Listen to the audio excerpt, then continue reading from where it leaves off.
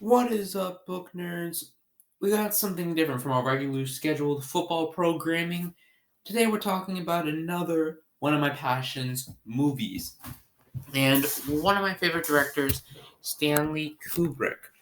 For longtime fans, you know that I had a short-lived film channel, and since the season's wrapped up, running out of things to talk about, thought this would be a good time to talk about Stanley Kubrick. Stanley Kubrick, in many ways, is like a Tom Brady figure, but also I'd say he is a Joe Montana figure. He is one of the goats of film, and his original film, Fear and Desire, is his weakest. We actually will be looking at a very interesting parallel as we go through this video. But Fear and Desire, it's very much all over the place. It's only about an hour long. Not really a centralized group of characters. You struggle to care about them. There's one scene about the guy trying to get a little freaky with the girl tied up against a tree. I know it's just as wild as it sounds. So this video gonna get crazy, but it does show his talent, but not as a scriptwriter. Then we have his 12th best movie, his second movie chronologically, Killer's Kiss. Like Joe Montana, this was a very small step up in his second year, but he is still nowhere close to the filmmaker he would eventually become. It does have the same problems of its story. Our main character is better, but not by a great measure. Still has that one outstanding scene where they fight in a closet full of mannequins. Okay, and then the basic premise of Killer's Kiss is there's this fighter guy who likes this girl, but she's dating a mafia boss. And they both want her, but they both see her as an object. I'll give you that quick 10-second summary. 11 was his third movie chronologically, The Killing. This movie is about a bunch of robbers who plan a robbery during a horse race. The actual horse race itself is beautifully shot. This was a massive step up from his previous two works. And this is like when Joe Montana wins the Super Bowl. This is when Kubrick starts his tradition of all of his movies being based off of books. From here on out, everything is an adapted screenplay. And Kubrick finally proves himself. This is going to be a flaming hot take for all my film nerds that I have Paths of Glory all the way down at 10. This is one of Kubrick's most acclaimed films. It follows a military sergeant trying to save the lives of three men who are going to be murdered for the cowardice of their squadrons, I believe. This movie was acclaimed. This is a classic, pretty high in the IMDb 250, and is universally beloved. I don't love it as much as most people do. I find it duller compared to a lot of other Stanley Kubrick films, and it is on the depressing side. But I'd still say it is a very good one. At 9, we have Spartacus, which was Stanley Kubrick's only for-hire gig, so he had no creative freedom. I still say it is better than his movies. This is his best movie so far. Most people don't love it.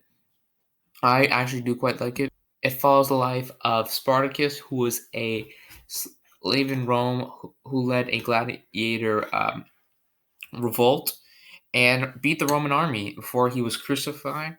That's a little bit of history of it. It's so much more than the basic premise. It's a 3-hour epic. You feel like you do really live the life of Spartacus. I guess very comparable to Lawrence of Arabia, but I do actually prefer Spartacus over Lawrence of Arabia. Now we have Lolita at 8, Kubrick's 6th film. How do I say this? It's about a pedophile. We have a Deshaun Watson level freak in Humbert, who trying to get with his 12-year-old stepdaughter. YouTube, please don't demonetize me. Please, no. This movie, it's weird. But I say the novel is very well written, and that translates to the screenplay. Because Humbert, despite being a Deshaun Watson, the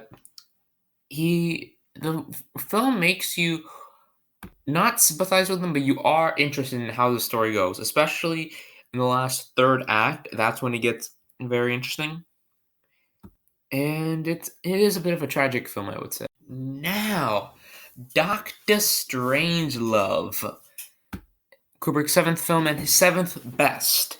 This movie follows the U.S. government as they try to avert a world-ending Soviet war with the Soviet Union during the height of the Cold War, where the world basically could have ended. And this film shows the ludicrous of people trying to negotiate the world not ending. It is quite funny, not my particular type of humor, that's why it's down here. But it is some of the best cinematography I've seen from Kubrick, and probably his funniest. Another flaming hot take to have 2001: A Space Odyssey down at 6. This is arguably one of this could be argued as the greatest film ever made. I couldn't get into it. This is a movie not exactly plot based, but it's a movie about life, the meaning of it, what it means to be human, and what it means to evolve as a human species, and what comes next. What is the next evolution of the human species? That is a very interesting premise, and this is the best cinematography. So Strangelove is close number 2. This is the best cinematography from Kubrick, and this is a movie that makes you think the most. Unfortunately, I prefer to be entertained than to have an existential crisis during a movie watching experience. So this movie didn't hit like it hit for a lot of people. Maybe if I saw it on the big screen with great speakers, it would do more for me. As it stands, I only rank it at Clockwork Orange. The freakiness continues. Well, we got a bunch of Deshaun Watson and Michael Vick type beats all just running amok around London in a neo-future world, and then they try to fix him by mentally torturing him to get the psychopath out of him. And the results are interesting.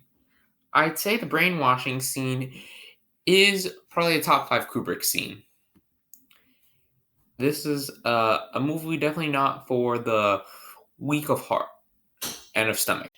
Now we have Barry Lyndon. Based on the luck of Barry Lyndon, this movie follows Barry Lyndon, a loser. He is a loser. This guy, he is truly a loser. In all facets of the word, continues to just screw up based on his own fault and ruins his life repeatedly. It is a 3-hour epic similar to Spartacus, which I know can be daunting for some, but I'd say don't be alarmed. It is probably one of the best period piece epics, and truly makes you feel like you lived a life at the end. Now we have the movie most of my football fans actually know about, and if you're still here, thank you for not clicking off. This is it's The Shining. It's based on Stephen King's The Shining. It changes a lot of details. I didn't find it particularly scary. Granted, I don't really get scared by horror movies. It is a very well done horror movie. It does have a lot of good suspense moments. And Jack Nicholson, I think it is the best performance in a Stanley Kubrick film. And the woman, I'm not too sure of her name, that plays his wife, also a great portrayal. I know that 100 scene take of her with the knife, that is one heck of a scene. If you haven't seen it, watch it. Preferably not at night if you like to sleep. Now we are at Kubrick's top 2. This is the 1989-90 Joe Montana Hall of Fame seasons. Full Metal Jacket. This is my favorite Vietnam War film. I've seen a lot on Vietnam. This could be argued for my favorite war film in general. This movie really does encapsulate the feeling of war, and I can't say it's an anti-war film in the way its Paths of Glory are, because it does glorify war in some aspects. The drill sergeant is incredibly funny. I take back my statement being Dr. Strange being the funniest. Full Metal Jacket is the funniest, just off the drill sergeant alone. His comedic bits are great. All the portrayals here are some of the best acted characters in Stanley Kubrick's filmography, and the war scenes are beautifully shot. But there is one film I like a little bit more. Now we have Eyes Wide Shut. If you thought the movie about the pedophile was the freakiest movie on this list, nope. This is a movie about a guy getting cucked and finding the Diddy party for Christmas. No joke, that actually happens. YouTube, don't demonetize me, please, please, YouTube. Okay, now that I'm done begging on my knees for YouTube not to screw me over, this movie, Tom Cruise finds out his wife's thinking about another man, and now he's like, "Yo, I'm gonna get back at her," and this is his entire movie, just him responding to getting cucked. That is one heck of a premise. This is the most polarizing movie in Kubrick's entire filmography. This is a very much love it or leave it. A lot of people say this is one of his worst. I say it's one of his best. It is my favorite. Don't watch it with your parents. Watch it alone. Maybe with a box of tissues, if you know what I mean.